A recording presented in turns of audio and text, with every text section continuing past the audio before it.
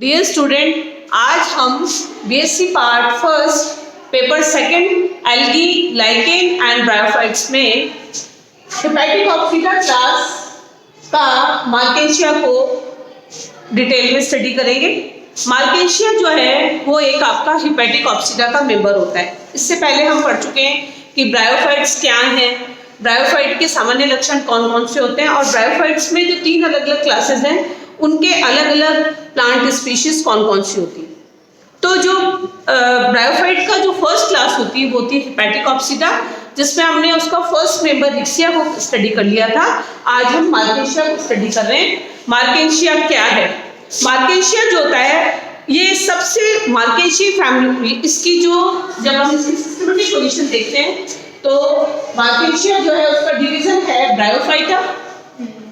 Bryophyta यहाँ पे इसके कैरेक्टरिस्टिक्स पढ़ चुके हैं कि ब्रायोफाइटा फर्स्ट लाइन प्लांट होते हैं। इनके अंदर मेन प्लांट बॉडी गैमेटोफिटिक होती है और इसके अंदर जो है जैकेट जो मेन गैमेटोफिटिक प्लांट होगी और जो स्पोरोफिटिक अवस्था होती है वो थोड़े टाइम के लिए होती है। और स्पोरोफिटिक अवस्था में भी पूरा स्पोरोगोनियम जो बनता है उसके अंदर फुट सीडा कैप्सूल होता है। नेक्स्ट इसकी क्लास है हेपेटिक ऑक्सीडा और हेपेटिक ऑक्सीडा के बाद इसका ऑर्डर है मार्केशियस, फैमिली है मार्केशियसी एंड जीनस होता है मार्केशिया और स्पीशी है पामेटा। इसमें इसको जितने भी मार्केशिया के अंदर मार्केशियसी के अंदर मार्केशिया जो मेन प्लांट जो होता है वो कॉमन होता है। इसमें अधिकतर प्लांट मार्केशिया के किस प्रकार के होते हैं वो देखना है। सामान्य पादप जो होता है मार्केशिया का मार्केशिया होता है। मार्केशियसी का कॉमन प्लांट जो है वो है मार्केशिया, ठीक है। और इस प्लांट के अंदर इसका जो नाम मार्केशिया क्यों रखा गया है वो आपके इसलिए रखा गया है क्योंकि इसमें गैस्टिन डी ऑर्टिस का वनस्पति विज्ञान के जो वहाँ डायरेक्टर थे उनका नाम क्या था? निकोलस मर्चेंट नाम था और इन्हीं के सम्मान में इनका नाम रखा गया इस प्लांट का मार्केशिया। और मार्केशियसी जो फैमिली होती है उसके सामान्य कैरेक्टरिस्टिक्स क्या क्या है वो है ये इसके प्लांट कॉस्मोपोलिटन होते हैं। कॉस्मोपोलिटन मतलब ये सब जगह मिलते हैं, विश्वव्यापी होते हैं, हर जगह पर ये मिलते हैं। दूसरा, जहां पर ब्रायोफाइट्स का ये कैरेक्टरिस्टिक फीचर यही है कि ब्रायोफाइट्स के जितने भी प्लांट हैं ये मॉइस्ट कंडीशन में मिलते हैं, यानी जहां नम भूमि होती है वहां पर मार्केशिया ब्रायोफाइट्स ग्रो करते हैं। इसके साथ साथ ये एक ऐसी जगह पर मिलते हैं, ऐसी जगह पर जहाँ पर शीतल जल होता है, जहाँ पे सॉफ्ट मतलब फ्रेश वाटर पाया जाएगा उस पर मार्केशिया ग्रो करता है। दूसरा, जब इसकी प्लांट बॉडी जब हम देखते हैं तो मार्केशिया का जो प्लांट है उस प्लांट के अंदर उनमें ये पूरा मार्केशिया का ये प्लांट है ना। इसका प्लांट जो है क्योंकि ये प्लांट बॉडी कैसी है? थैलस जैसी है। थैलस का जो है वो फ्लैटेड है। थैलस कैसा है? फ्लैटेड है, चपटा है और डॉर्सीवेंट्रल है। डॉर्सीवेंट्रल का मतलब पृष्ठधारी है जिसकी 2 साइड है, डॉर्सल साइड और वेंट्रल साइड। डॉर्सल साइड को अपाक्ष और अभ्यस्त सतह कहते हैं। तो ज्यादातर आप ये इसी चीज में आप टर्मिनोलॉजिकल पॉइंट से पढ़ा करो कि डॉर्सल साइड और वेंट्रल साइड। इसकी जो डॉर्सल साइड होती है इस पर एक मीडियन ग्रूव मिल रही है। यहाँ पर डॉर्सल साइड है ये और यहाँ पर ये खांच उपस्थित है। इसी खांच के अंदर उसके अंदर उसका डिवीजन पॉइंट होता है, ठीक है। अब उसके बाद आता है कि ये थैलस कैसा हो गया? डॉर्सीवेंट्रल फ्लैटेड हो गया और चपटा हो गया और इसकी डॉर्सल साइड पर तो मीडियन ग्रूव मिलेगी। डॉर्सल साइड पर मीडियन ग्रूव है और उसी के अंदर जो है यहाँ पर गैमेटेजिया भी पाई जाती है। जैसे देखो गैमा मिल रहा है, ये वाली मीडियन ग्रूव है, इसके अंदर ये इसकी अक्ष निकल रही है मीडियन ग्रूव के साथ और ये ग्रोइंग टिप है ये वाली इसकी। और इसी के साथ साथ इन्हीं के ऊपर देखो एक पूरा एक कप की जैसी रचना दिख रही है, इसको हम गैमा कहते हैं। कैप्सूल विद गैमा, यानी इसके अंदर क्यूपल विद गैमा का मतलब होता है इसके अंदर गैमा मिल रहे हैं और ये गैमा जो है इसके अंदर बहुत सारी गैमीज बनते हैं। ये गैमीज जो है वो उसकी वेजिटेटिव प्रोडक्शन का एक मतलब साधन है कि इससे बहुत सारे गैमी होंगे और गैमी जब फ्री हो जाते हैं तो इन्हीं गैमी से नए प्लांट का निर्माण होता है। तो ये एक रिप्रोडक्शन का टाइप हो। दूसरा, अब उसके बाद उसकी जो वेंट्रल साइड होती है, यानी एक साइड इसकी डॉर्सल एक इसकी वेंट्रल। तो जो वेंट्रल साइड है वो कैसी है? उसके ऊपर देखो ये आपको स्केल्स एंड राइजर्स मिलते हैं। ये नीचे राइजोइड दिख रहे हैं और इसी सतह पर यहाँ पर स्केल्स भी मिलते हैं। जो राइजोइड्स हैं, राइजोइड्स का मेन काम, क्योंकि ये ये आपके ब्रायोफाइट हैं, इसमें जड़ें तो नहीं है, तो जड़ जैसा काम जो करता है उसको हम मूलाभास कहते हैं। तो इसकी जो मूलाभास है वो कैसे है, जो मूलों का आभास करा रहे हैं, वास्तव में मूल नहीं है, मूलाभास है। तो ये रूट का काम करते हैं, और रूट आपको पता है एक तो प्रोटेक्शन करती है, एक फिक्सेशन एंड एग्जॉर्प्शन का काम करती है। तो इसके जो राइजोइड्स होते हैं, इसमें दो प्रकार के राइजोइड्स हैं, एक होता है स्मूथ वॉल्ड, एक होता है ट्यूबरकुलेटेड। स्मूथ वॉल्ड्स होते हैं वो ऐसे हैं जैसे सिंपल ऐसे, इनमें किसी चिकने हैं, यानी किसी प्रकार की अतिवृद्धि या आउटग्रोथ इसके अंदर नहीं मिलती।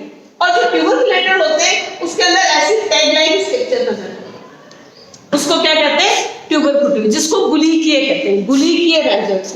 समझ में आ गया? तो यहाँ इसका जो इसका डॉर्सल साइड है, उस डॉर्सल साइड पे तो मिडिल ग्लोब होती है और उसके ऊपर गैमेटिंजिया या गैमेट्स मिलते हैं, जबकि इसकी वेंट्रल साइड जो है उस पर स्केल्स और आपके राइजोइड्स मिलते हैं। स्केल्स भी जो है वो मल्टी सेलुलर है और उनका शेप टंग जैसा है, जैसे जीभ होती है ना, तो जीभ, तो स्केल्स जैसे मछली के स्केल्स क्या करते हैं, उसकी बॉडी को प्रोटेक्ट करने का काम करते हैं, ऐसे यहाँ पर स्केल्स भी वो एक प्रोटेक्शन है, वो उसकी सरफेस को प्रोटेक्ट करने का काम करते हैं। ठीक है, और राइजोइड्स जो है इसमें दो प्रकार के हो गए। दूसरा है ये जो मार्केशी की जो एशियसी के कैरेक्टर हम पढ़ रहे हैं, तो उसको जो प्लांट जो होता है वो मोनोशियस होता है, यानी इस प्लांट के अंदर जो सेक्स ऑर्गन्स मिलेंगे वो जो फीमेल पार्ट अलग होगा, मेल पार्ट तो कुछ ऐसे होंगे, जैसे ये वाली स्पीशीज में मेल गैमेटोफाइट ही ग्रो है, यानी एक पादप पे, जैसे ह्यूमन बींग्स में अपन देखते हैं कि अपन के जेंडर स्पेसिफिकेशन होता है, दिस इज मेल और फीमेल। तो जब दो अलग अलग एक ही प्लांट पर होते हैं तो उसको डायशियस कंडीशन कहते हैं, और जब वो एक ही पर है तब उसको मोनोशियस कंडीशन कहेंगे। तो मोनोशियस कंडीशन में मेल गैमेटोफाइट जो होता है वो अलग होगा और फीमेल गैमेटोफाइट। तो जैसे इसमें मेल गैमेटोफाइट में आप देखते हैं कि यहाँ पर जब अपन ने रिक्सिया में देखा था तो उसके अंदर एम्बेडेड थे, अंदर की ओर धसे हुए थे, जबकि यहाँ पर जो मेल गैमेटोफाइट होगा वो एक स्टॉक रचना पर उपस्थित होता है, जिसको एंथ्रीडियल, जैसे ये वाली एंथ्रीडिया जो है वो एंथ्रीडियल की एक मतलब स्टॉक स्ट्रक्चर पर बनेगा, उस पर एंथ्रीडियल बनेगा। और ऐसे फीमेल के ऑर्गन देखो क्या है इसमें, यहाँ पे ये फीमेल प्रोटी ऑर्गन पे ये तो डिस्क स्ट्रक्चर है और ये ऐसा स्ट्रक्चर होता है।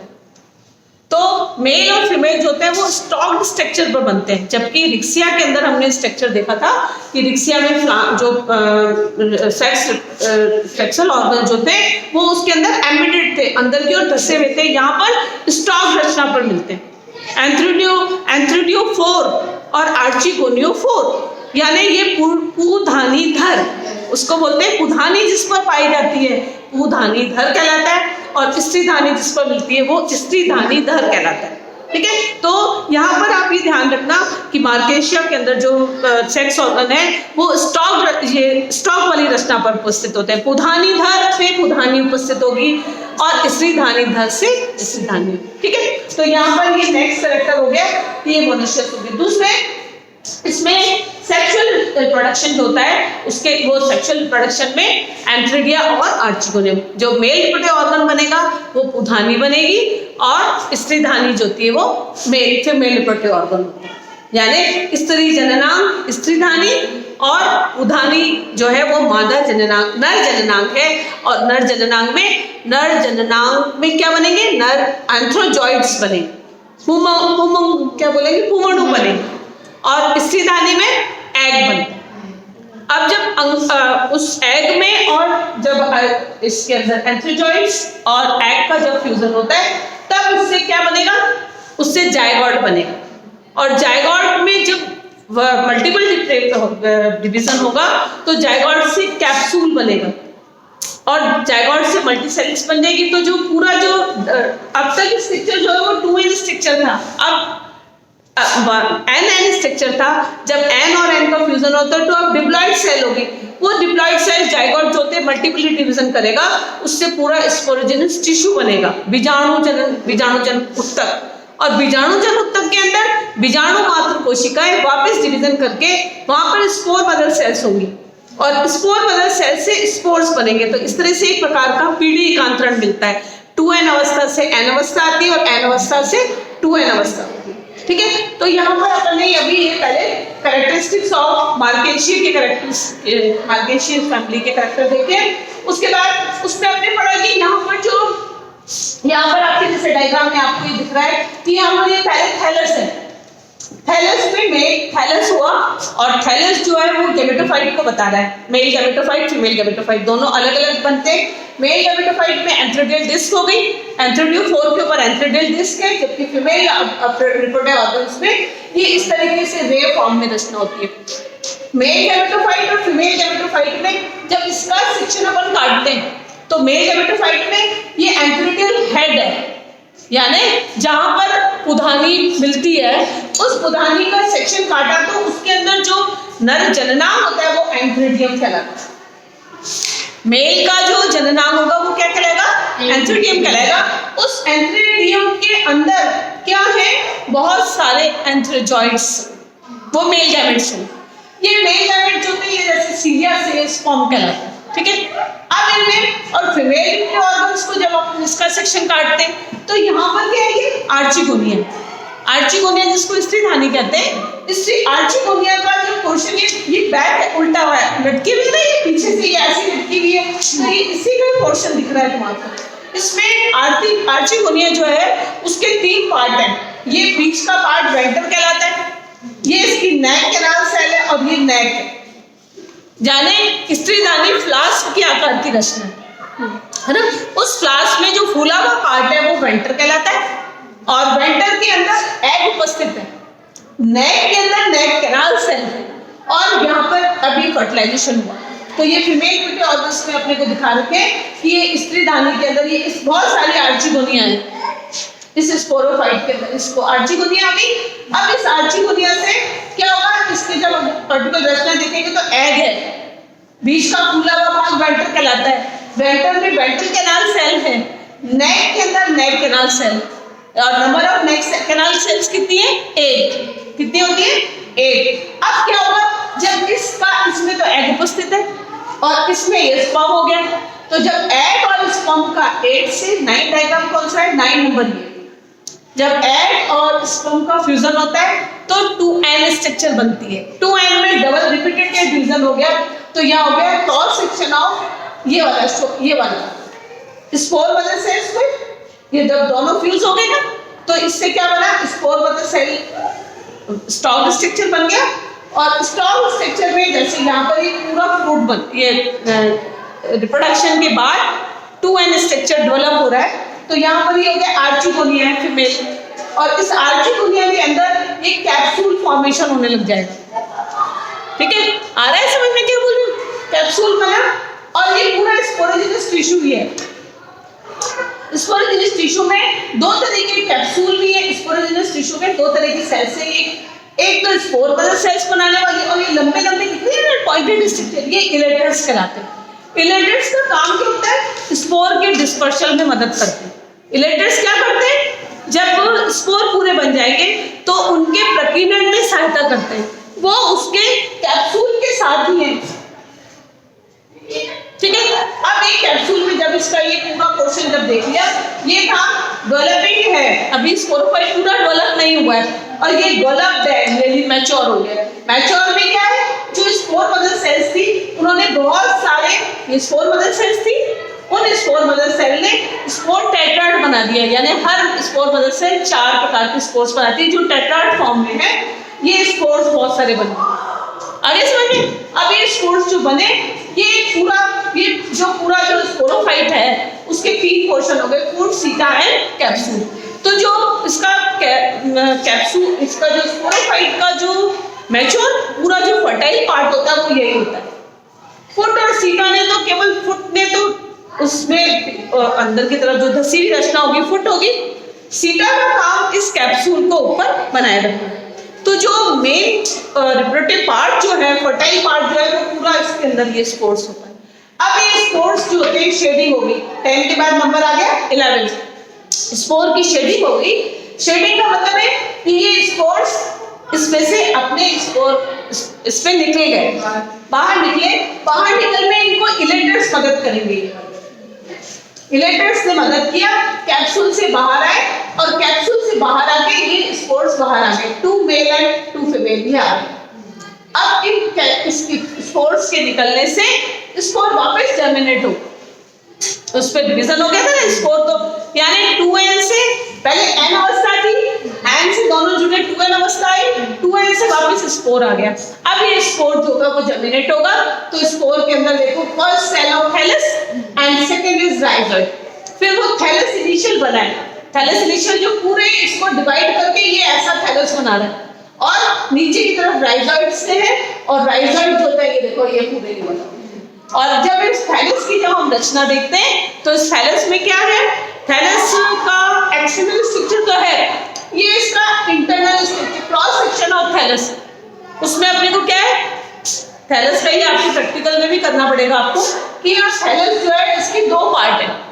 फर्स्ट पार्ट जो होता है वो इसका, ये इसकी अपर एपिडर्मिस है, क्रॉस सेक्शन है, ऐसे लगा हुआ रहेगा ना प्लांट, तो उसको अपन वर्टिकल ट्रांसफर सेक्शन उसका काटेंगे, और वर्टिकल ट्रांसफर सेक्शन में हमको क्या दिखेगा, इसके ये थैलस जो होता है वो 2 रीजन में बटा हुआ। यहाँ पर आपके इसका क्या है, ये उसका अपर रीजन है जहाँ पर ये सारी ग्रीन सेल्स दिख रही है, फिलामेंटस सेल्स दिख रही है, ये इसका फोटोसिंथेटिक रीजन है। कौन सा रीजन है, फोटोसिंथेसिस, यानी यहाँ इस रीजन की सेल्स में फोटोसिंथेसिस की क्रिया होगी। और आप लोग सभी जानते हो कि फोटोसिंथेसिस होगा तो फूड बनेगा, वो फूड जो होगा वहां पर ये जाके स्टोरेज जोन में इकट्ठा हो जाता है, तो फूड बनना फोटोसिंथेटिक जोन में बनता है, और नीचे इसको हम एसिमेट्री रीजन भी कहते हैं। इसके अंदर इसको एसिमेट्री रीजन है, यहाँ पर ये अपर एयर, ये तो आपके अपर एपिडर्मिस हो गई, और इस एपिडर्मिस पर ये ऊपर कोर है, और कोर के अंदर ये चेंबर्स बने हुए हैं, ये वाला एक चेंबर अलग है और ये पूरा चेंबर अलग है, एयर चेंबर्स है। एयर चेंबर्स में क्या है, ये क्लोरोप्लास्ट फिलामेंट है, एसिमेट्री फिलामेंट्स है, यानी ये ऐसी सेल्स हैं जिनमें क्लोरोप्लास्ट है, तो ये एसिमिलेशन का काम करेंगे, स्वांगीकरण की क्रिया के द्वारा फूड फॉर्मेशन का काम करेंगे, ठीक है। तो यहाँ पर फूड बनेगा, और फूड जो बनेगा वो इस रीजन पे जाके स्टोर हो जाएगा। तो ये इसकी थैलस की संरचना है, वर्टिकल ट्रांसफर सेक्शन जब अपन काटेंगे तो ये इसका अपर रीजन एसिमेट्री जोन कहलाता है, नीचे स्टोरेज जोन कहलाता है, ऊपर भी एपिडर्मिस है, नीचे भी एपिडर्मिस है, राइजोइड स्केल्स नीचे की तरफ मिलते हैं। तो देखो राइजोइड्स में 2 प्रकार के राइजोइड्स हैं यहाँ पे, एक तो ये सिंपल है, और एक अगर उसके अंदर ग्रूव कुछ खूंटी जैसी रचना निकली होगी तो वो ट्यूबरकुलेटेड कहलाएगा, और यहाँ पर इसके स्केल्स होते हैं। तो अपन ने ये आज अपन ने पढ़ा है लाइव, पूरा स्टार्टिंग तो यही से की थी कि मार्केशिया है, हेपेटिक ऑप्सिका है, और उसका क्लासिफिकेशन क्या है, इसकी उसके बाद इसकी कैरेक्टरिस्टिक ऑफ मार्केशियस ही पढ़ा, और इसका कैसे थैलस और क्या है ये चीज देखा। तो इतने आज अपन ने ये स्टडी किया है। Thank you.